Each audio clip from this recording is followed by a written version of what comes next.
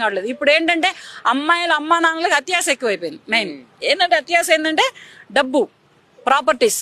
మరి అబ్బాయిల అమ్మా నాన్నలు జేబులు కొట్టుకొస్తున్నారు అనుకుంటున్నారో, బ్యాంకీలు కన్నాలు వేస్తున్నారు అనుకుంటున్నారో, లేకపోతే వాళ్ళ పొలం దున్నుతున్నారు అనుకుంటున్నారో తెలియట్లేదు. కానీ ప్రాపర్టీస్ హైదరాబాద్లో ఉంటున్నాం, అమెరికాలో ఉంటున్నాం అంటే సొంతంగా ఇళ్ళు ఉన్నాయా, వాకిళ్ళు ఉన్నాయా, లగ్జరీ లైఫ్లు ఉన్నాయా, కార్లు ఉన్నాయా, మేడలు ఉన్నాయా, లక్షల్లో శాలరీలు ఉన్నాయా. మరి ఇవన్నీ చేసుకుంటున్నారు, బాగానే ఉంది. వీళ్ళిద్దరు బెడ్రూమ్లో ఫేడ్ అవుట్ అయితే వీళ్ళు ఏం చేస్తారు? 30 ఏళ్ళు దాటిన తర్వాత పెళ్లి చేసుకుంటే బెడ్రూమ్లో ఫేడ్ అవుట్ అవుతున్నారు. ఇక్కడ ఇద్దరు అవుతున్నారు, అటు అమ్మాయే కాదు ఇటు అబ్బాయే కాదు. ఫస్ట్ పిల్లలు పుడతలేదు అమ్మాయిలకి.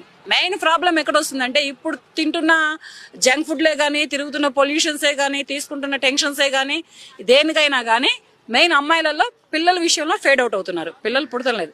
ఇంక వీళ్ళు పెళ్లిళ్ళు చేసుకొని ఏం చేస్తారు? ఆస్తులకి పిల్లల్ని కంటారా? జాబులకి కాపురాలు చేస్తారా? వీళ్ళు అబ్బాయి కదా వీళ్ళకి ముఖ్యం.